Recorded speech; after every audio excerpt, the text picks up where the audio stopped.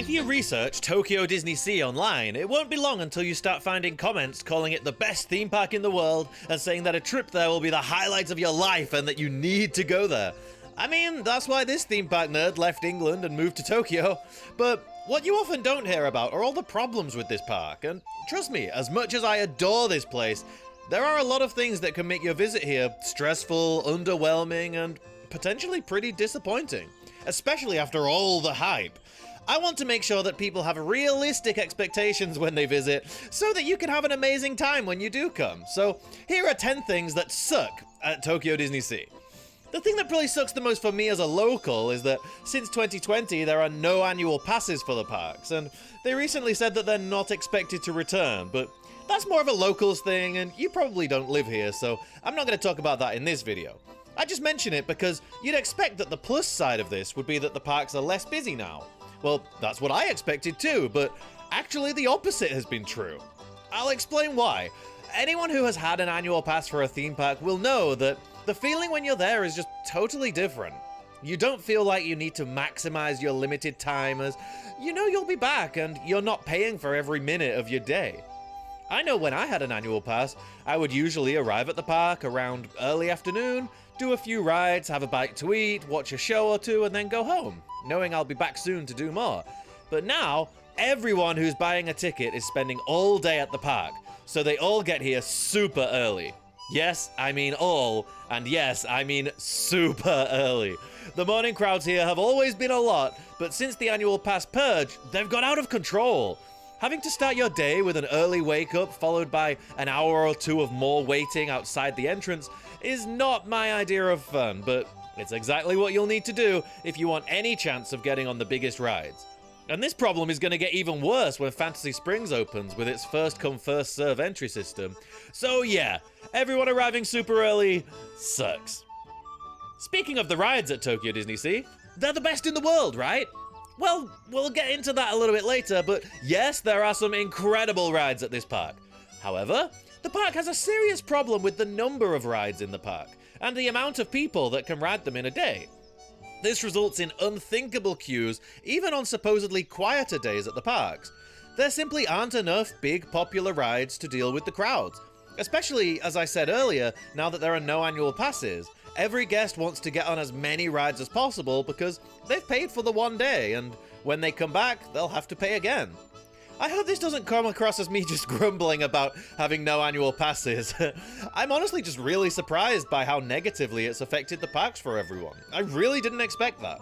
So yeah, big queues for the big rides might not be a big shock, but when you're in the park, you quickly realize there aren't that many rides, so the only ones you're really interested in all wind up having enormous queues, which is not a recipe for an enjoyable day. So having too few big rides to soak up the crowds sucks. Well, one way to avoid the queues is to check out the entertainment, right? It's been well known since this park opened in 2001 that it has some of the best entertainment out of any Disney park in the world. And whilst that was true, you can probably see where I'm going with this. Since the pandemic, the entertainment at this park has been slashed, and I mean slashed. I know it's boring talking about the pandemic in 2024, but they are still openly saying on their website that the Big Band Beach show, which used to be one of the best theme park shows in the world, is currently presented in a modified version, hence the A Special Treat subheading. Now, back in 2020, when this stripped-back version of the show was introduced, it really honestly was a special treat to see some form of live entertainment come back to the resort, and it felt like they were really trying to do as much as they could to make the parks feel like they did before the pandemic. But now, it's been 4 years of this show that used to have a live band, live singers, and way more dancers and songs, losing all of that, and it's just sad. Hopefully this will be the year that the show returns in its full glory, but we've been saying that for a while now. And if you're thinking, well, that's just because Japan took the pandemic very seriously and was slow to make changes, that is true, but the government officially lifted all preventative measures in April 2023, so it's been a year and the parks are more than happy to cram tens of thousands of guests into lines together, constantly asking them to move up and get closer together, so the idea that the park is doing this to prevent the spread of COVID is laughable. But that's just one show. How about the others? Well, the other shows in the park suffered an even worse fate as they simply never returned. it's been pretty clear that they realized guests will keep on coming whether they have world-class entertainment or not, so why bother paying so many performers every day? So the hangar stage in Lost River Delta has been empty for 4 years, well, except for those insane shows they had there in 2020, but I'll save that for another video. Hello New York was replaced by Jamboree Mickey, a dance show for young kids which became a cultural phenomenon, but has very few performers and won't appeal to most guests coming up from abroad. Magic Lamp Theatre did return, to be fair, but this was always the weaker of the shows anyway. The worst loss in my eyes was the Mermaid Lagoon Theatre. This is a huge problem to me for a number of reasons. Firstly, it's a fantastic show. Seeing Ariel flying overhead around floating props and an enormous King Triton animatronic was really striking and just felt like one of those things you could only see at Disney. Another thing is that this is the big draw of Mermaid Lagoon. Yes, there are a few little rides and the delightful Ariel's playground, but the thing that really draws the crowds into here was always the theatre. And lastly, this was a constantly running show. The shows ran constantly all day, which meant you didn't need to win a lottery, you could just turn up and watch this show. This also meant it absolutely devoured crowds, so think about it. Not only did you have huge numbers of people watching the show, you also had huge numbers of people waiting for the next show, and then the people who were going to and from the show who would hang around in this area. This is an enormous amount of people who aren't getting in queues for rides, or queues for restaurants for that matter. And this is all without even mentioning perhaps the worst offender for what they tried to pass off as entertainment recently. Tokyo DisneySea has a large harbour which has been home of many shows over the years, some of which were absolutely incredible like Legend of Mythica and this park's version of Fantasmic. We now have Believe Sea of Dreams, which, whilst I don't like it as much as Fantasmic, it is a very fun show. However, during the daytime, we have what they call a harbour greeting, which amounts to a single boat with a few characters on it, which circles around a few times then goes away. Even at Halloween and Christmas, we just get slightly themed versions of this one-boat show. To celebrate the upcoming Fantasy Springs expansion, however, the park will have an event in which we get a harbour greeting with 3 boats. So hopefully, we do see improvements here soon. The park really needs more things to draw crowds away from the big rides, and that's why the current state of Tokyo DisneySea Entertainment sucks. Like I said earlier on, I moved to Tokyo just to be able to go to Disney anytime I want, and then they stopped selling annual passes. Yeah. So, if you enjoy seeing beautiful shots of the park like this, and ooh, look at this one, please consider supporting me on Patreon. It's a website where you pay monthly and get some fun perks like early videos, exclusive Q&As with me, and even my personal email so you can message me anytime while you plan for an upcoming trip. I love my patrons so much, they help me out a whole bunch, and if you become one, I'll love you too. Links in the description, or you can scan this QR code to go there. A huge thank you to anyone who does that. So, Believe Sea of Dreams nighttime show. That looks pretty cool, right?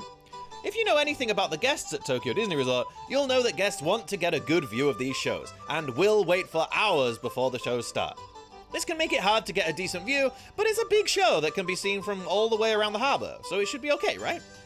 Well, this show really needs to be seen from the front, and a lot of these spots will be taken up by Disney Premier Access, or DPA, which is a service for guests who pay 2,500 yen per person to get a good seat for the show. Okay, you're willing to pay that? Cool. Oh, but remember how I said earlier that guests arrive at the park entrance super early? DPA is first come, first serve, and sells out very quickly, so you'll need to make sure you arrive very early. Okay, but then I can relax all day knowing I've got a great view of the show, right? Well, for some reason, at Tokyo Disneyland next door, DPA will give you a specific seat number. But that's not the case here at DisneySea. So guests will still get to the show an hour or two before it starts to guarantee they get the best seats, even if they've paid for the better seating area. So you have to get to the park super early to pay extra, to then go to the show viewing area super early to hopefully get a good view. Have fun! There is also DPA for the rides, which lets you skip the queues. If you're visiting from abroad, you'll probably be happy to pay extra to skip queues and save precious time in your day, but it just adds to that feeling that you're constantly paying for things all day. Before 2020, when FastPass for every major ride was included with admission, we'll get into what replaced that a little bit later on, you would get that lovely skip the queue feeling without the "I paid how much for this?" feeling thrown in too. And because of the limited number of rides in the park, there are often times when your only option is to either join a ridiculous 3-hour queue or pay to skip it. So constantly paying extra all day just to get on the rides you've already paid to get on, that sucks too. Okay, but once you get on the rides, they're the best in the world, right? Right? Well, you're asking someone who moved to the other side of the world just to be able to go on these rides whenever I want, so of course I'm going to say yes. But if you're coming here knowing it's the adult Disney park and expecting big thrills, you'll probably be disappointed. The most thrilling rides in the park are Tower of Terror, Journey to the Center of the Earth, Indiana Jones Adventure, and Raging Spirits. And, except maybe for Indy, they're all kind of short.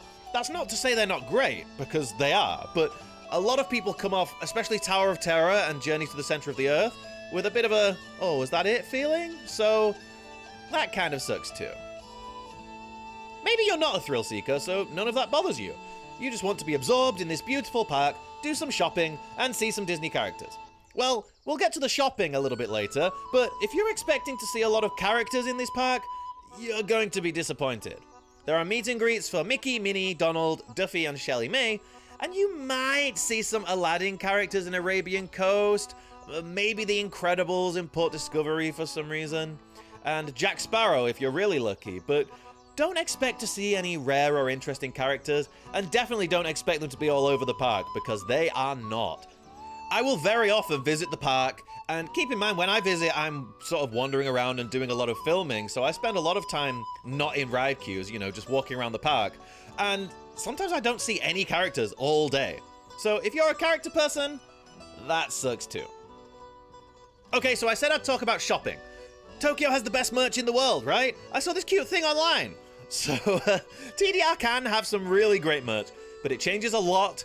Things sell out quickly. For some reason, they still haven't learned how to stock things properly, even though they know they fly off the shelves. And a lot of it, maybe all of it, is very specifically made for Japanese guests. You may think, oh, I'd love to get some distinctly Japanese merch, though. That sounds really cool. Sadly, that's not exactly what I mean. Japanese guests love characters, so characters are on everything.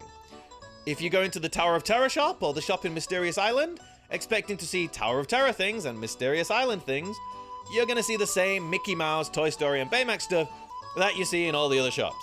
You get pretty tired of shopping when you enter your 5th shop of the day and you're seeing the exact same stuff every time.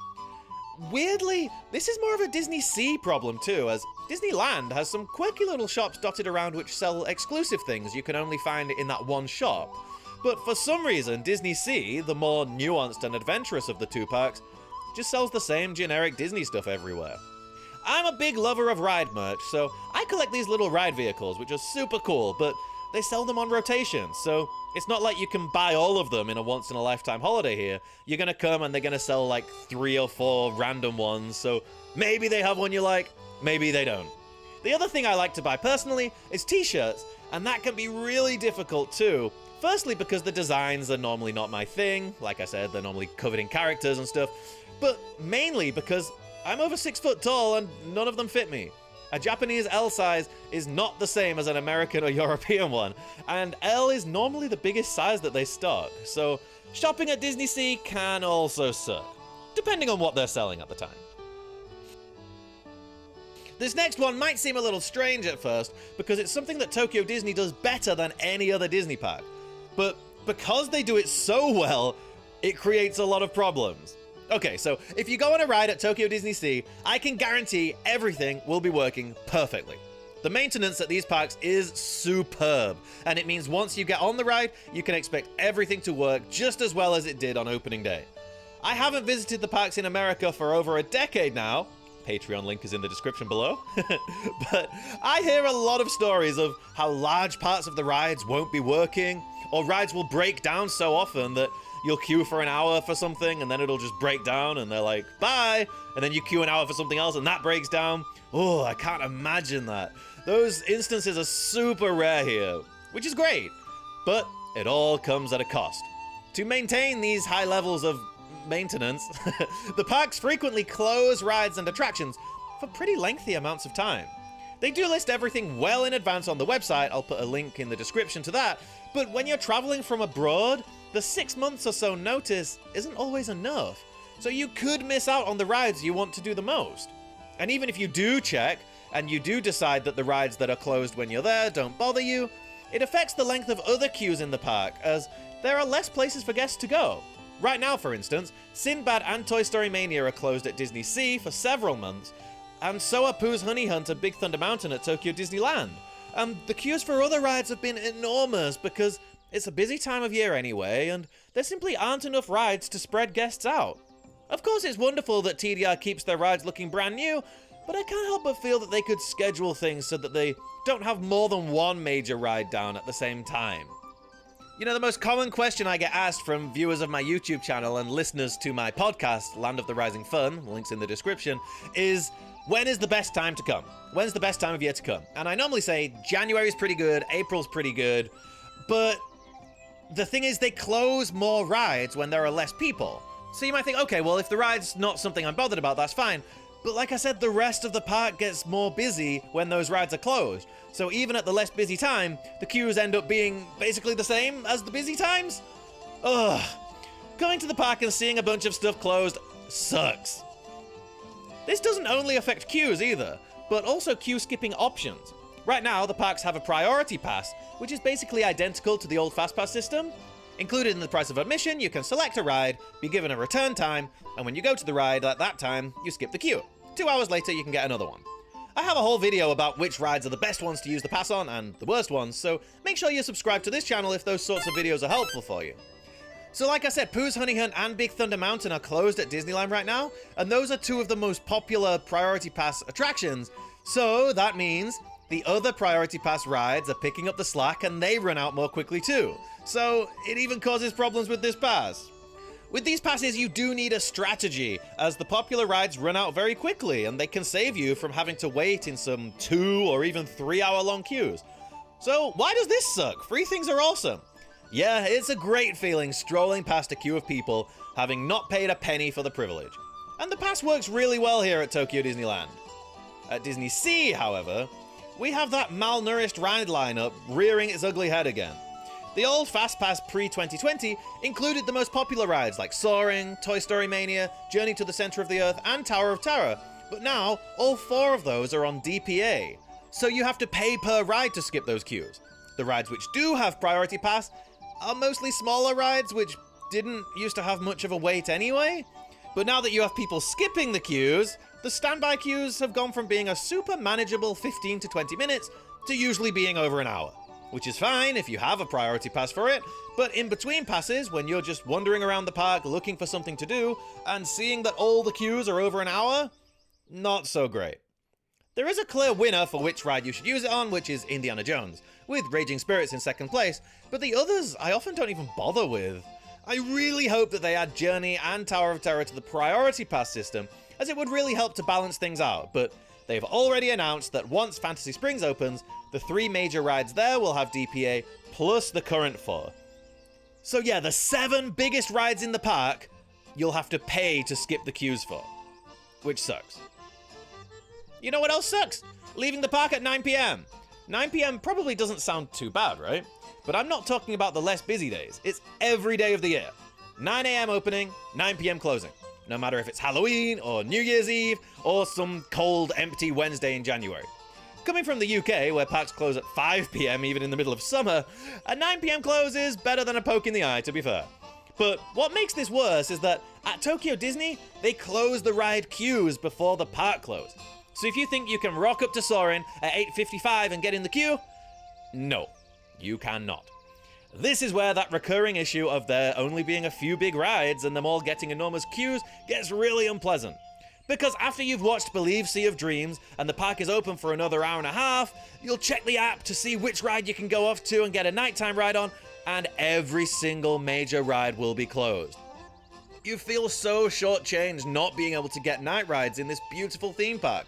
And in the summer, you'll hardly even get any night time in the park when it's at its prettiest. One of my favorite things to do is just walk around DisneySea in the evening, and when the parks used to close at 10 every evening, it was never a problem. But now that they close at 9, yeah, it sucks. You know what doesn't suck? The biggest ever Disney expansion coming to DisneySea very soon. You know what kinda sucks? the insane backstory that Imagineers came up with?